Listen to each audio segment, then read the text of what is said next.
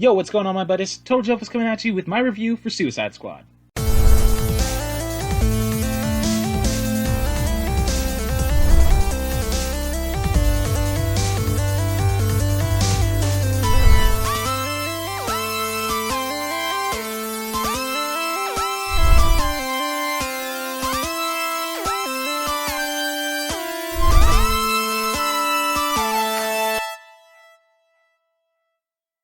Okay, so first off, sorry that I didn't get this review out as soon as I wanted to. There's a few things kind of got in the way, more specifically No Man's Sky and Fairy Fencer. But I'm finally getting around to actually putting the finishing touches on the video so I can finally get that out there to you guys. So, without further ado, here's my opinion on the movie Suicide Squad, which, well, as we all kind of hoped, would sort of refuel the DC Cinematic Universe. Now, I'm one of those guys that actually really liked Batman vs. Superman, so I never thought that the DC Extended Universe was really in all that jeopardy. I mean, I guess technically it was, considering most people didn't like Batman vs. Superman. But, I don't know, I did, so I, was looking forward to Suicide Squad, and overall, as you'll be able to tell through this review, I did like it. So, before I ramble on too much, we'll get straight into it. Okay, so for those of you who don't know, I do my reviews like this. I take 3 categories: story, style, and characters. I give them each a score out of 10, and then add them all together at the end for a final score out of 30. And starting off, we're going with the story, which a lot of people critically really haven't liked, but something that I may make a video about sometime soon is critics these days are honestly full of a bunch of shit. And I know I'm sounding like maybe just some sort of DC fanboy, but I'm really not. I mean, yes, I love DC Comics, I love Marvel too, but see, there's just some really big problems with critics these days. But that's not what this video is about. I'll save that for later. Right now, when it comes to the story of Suicide Squad, I will admit, yes, the story is definitely more simple, straightforward. It doesn't have a whole lot of intricacy to it. It doesn't have a whole lot of twists and turns. It does have one twist, but, not like a really huge one. Just kind of like oh, okay. Not like a really, really huge reveal or anything like that. So yes, the story is fairly straightforward. It is, pretty one-track. You know where it's going pretty much the whole time, for the most part at least. Once it actually starts to get going and you can see how the movie's going to unfold, yeah, it does get a little bit more predictable. But see, the thing that I disagree with the critics is that doesn't make the movie not fun, though. Yes, the story's a bit predictable. It is fairly simple. It is straightforward, but it's not bad. I mean, for God's sake, it was still fun. And that's something that I really hate these days. And again, I won't get too far into it, but is that a lot of people think these days that if the fans loved it, but it got bad reviews, then it's a bad movie. But in my opinion, if the movie was fun, if it entertained you, doesn't that make it a good movie? Doesn't that mean it fulfilled the whole point of seeing it, if you were entertained?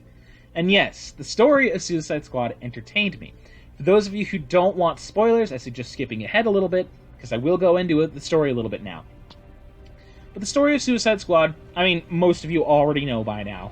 A group of villains gets gathered together and basically forced to do something good, because they're expendable, because they're villains. And on top of that, because they can be blamed if anything goes wrong, because they're villains. Nobody's going to question that. But, of course, we find our villains eventually kind of, becoming more heroic-y. Not exactly heroes, but, kind of like fighting for the greater good sort of thing. Ultimately, they do also just fight for, what they're getting promised out of it, because they do have their own reasons for it. That is for them specifically. Like, for instance, Deadshot is fighting for his daughter. For Harley, for instance, is... Okay, well, it's Harley, so it's kind of hard to predict that, but for the most part, the others are fighting, to get time off their prison sentences and so on and so forth. But again, they do eventually sort of become a little bit more heroic, actually realizing, hey, we really should save the world, shit's gonna get really effed up if we don't save the world, and so they team up, unite, and actually, become allies rather than just, people forced to work together, and actually team up and save the day. Which, you kind of probably predict that much, and for the most part, that is most of the story. yes, as I mentioned, it is fairly simple and straightforward, but it is still good, though.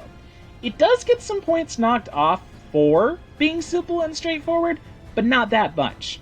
Now, some beefs that I actually have with this story, not, just that it's simple and straightforward, but beefs that I actually genuinely have. For one, is that... Okay, towards the end, El Diablo, one of the, Suicide Squad members, you've probably seen him in the trailers a bunch, the guy that, spews flames everywhere. He ends up kind of sacrificing himself because he doesn't want to lose his family in the form of the Suicide Squad. But I'm like, whereas they definitely had some genuine camaraderie throughout that, and some genuine touching moments, and they definitely did become friends, I never felt that it was so close of a relationship that they could call each other family. I never felt that they really united that closely, like that, to where they were kind of friends, but not really anything more than that. So him sacrificing himself for them, and them all being like super close in the end, I thought was a little kind of weird. Not completely uncalled for, but definitely partially uncalled for. It didn't really have a whole lot of grounds, honestly. But that's not to say that they didn't actually have some moments with each other that actually you could tell why they like each other. It just never felt that thorough of a like, But other than that, honestly, that's pretty much my only bitch. I mean, yes, I don't like necessarily that it was so simple and straightforward, but that no way, shape, or form ruins the movie. And on top of that, yes, they kind of forced them being a little bit too close, but oh well.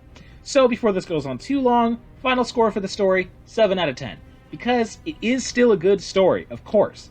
But it is fairly simple, it is fairly straightforward, it's not very surprising, it's fairly predictable, and it does kind of force a feeling of family when there's really not, but it at least gives you that feeling that they are friends and comrades at least. But all in all, I definitely still loved the story, and I don't see why people are so pissed off about it. Okay, so for the second part, we've got style, which for style means basically, the special effects, the theme, the outfits, the whole visually appealing part of this movie.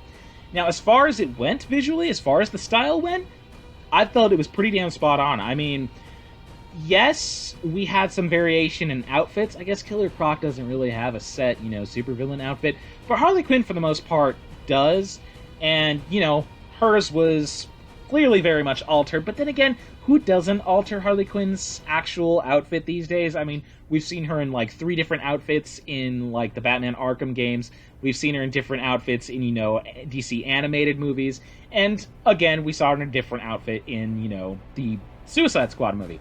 But it's not a bad one. In fact, it's pretty sexy, and it is still pretty spot on for Harley's character. So, all together, the outfits were all pretty good. A couple of them were actually very true to the comics. Deadshot, for instance, his outfit was very, very true to the comics. Katana was another one, also pretty true to the comics. So yeah, definitely nothing to complain about there. Now, as far as the special effects went, again, definitely spot on. Everything was perfect. El Diablo's flames were badass. I mean, every scene that he was in felt just so overpowered and so just absolutely epic. Like, you could really feel his actual power coming out there. And then Deadshot, the special effects that they had with him, basically just making all of his skill with the guns and all of the accuracy that he had was absolute gold. I mean, they nailed that perfectly.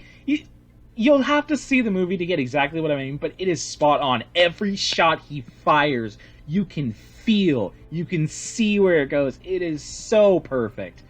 One bitch that I'll get to when I get to the character section is that a lot of the others don't get a whole lot of screen time. Killer Croc in particular kind of gets shafted in that department. So does Katana. But for the most part, they definitely still have a lot of really good effects.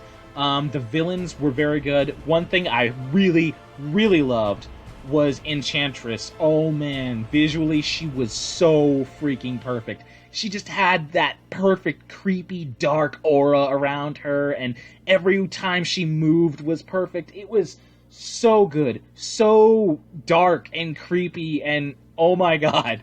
And then we have the other villain, which, yeah, there's kind of spoilery a little bit. Enchantress does end up as the main villain alongside her brother, which, honestly, that, I guess, is kind of another little bitch, but I'll get to that in the character section.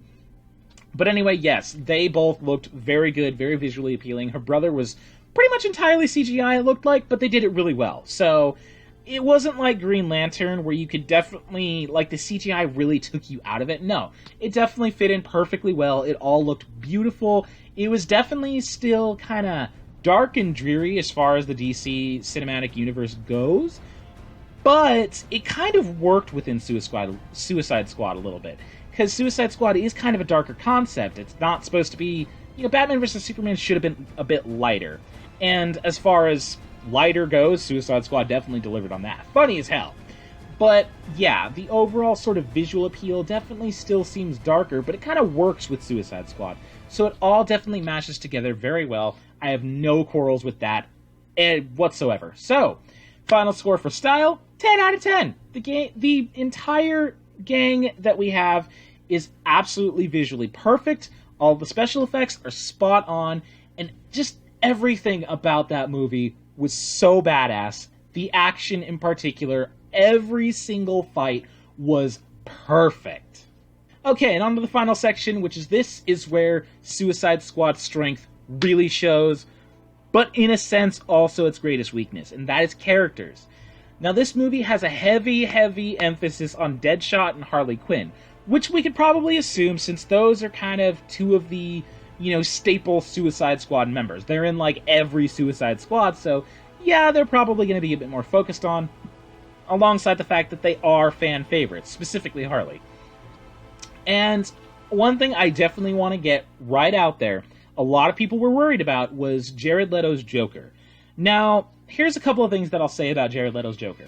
One, he does a very good job as Joker.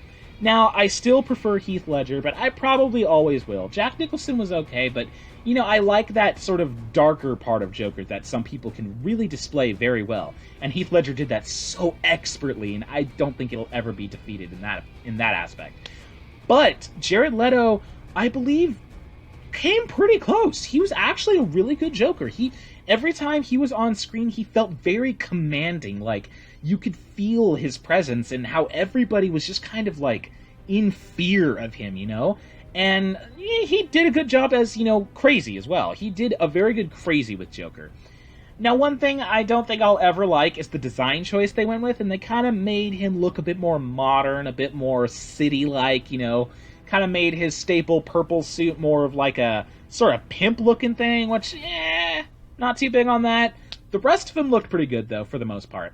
I mean, again, I could do without the tattoos and shit, but for the most part, he was good, he was spot on, his acting was perfect. I really, really like Jared Leto's Joker. He did a very good job, he definitely lives up to Heath Ledger and Jack Nicholson, and I'm definitely looking forward to see him in more DC movies. Now, the two that they focused on, Deadshot and Harley Quinn. Deadshot, I have no complaints about him, honestly. Yes, a lot of people kind of bitch that there's a little too much Will Smith in there, But in my opinion, I kind of think Will Smith's sort of method of acting kind of fits with Deadshot's character, Because he can definitely be serious, but he can also be kind of a bit of a smartass, kind of a bit of, I don't want to say an asshole exactly, but kind of a bit of a dick at times. But I think that all really works very well when it comes to Will Smith's portrayal of Deadshot. And another thing I'll say is that Harley Quinn. Oh man, Harley Quinn.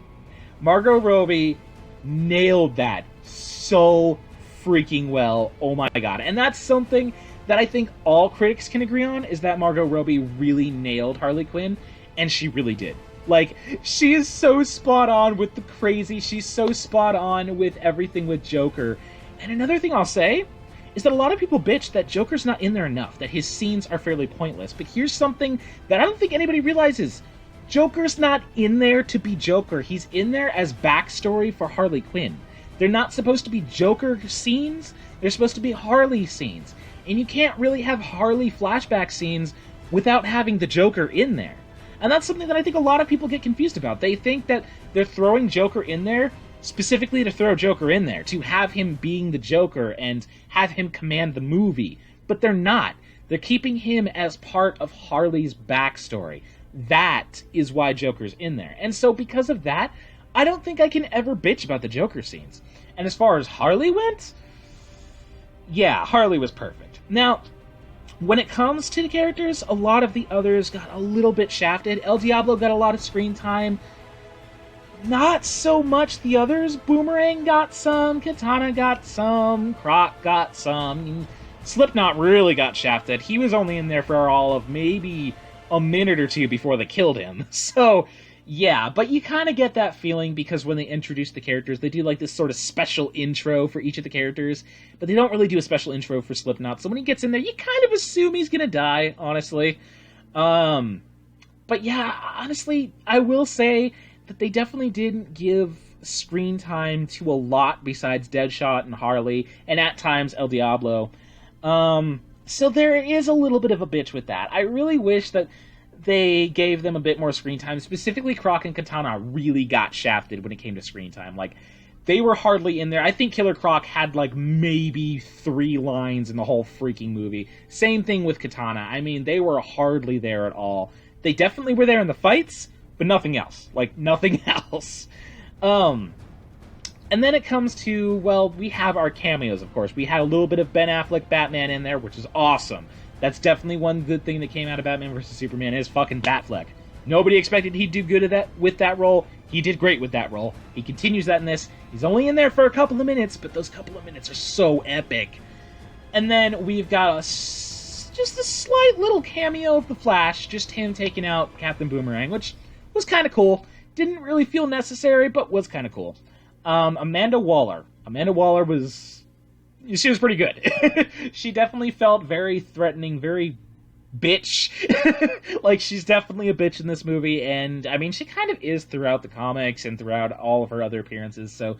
But, on top of that, she kind of seems to have a little bit of humanity, just a little bit. You know, just enough to where, like, once they actually save her ass, she's like, okay, alright, you did good, you can have something now, I'll give you something, you did good, you saved my ass. So, all in all, the characters, I will say that they are all very spot on, they're all very true to the comics, they're all very, very well written, but not a lot of them get good screen time. Like, a lot of them really do get shafted with that. And all in all, I've got to say, score for the characters, 8 out of 10.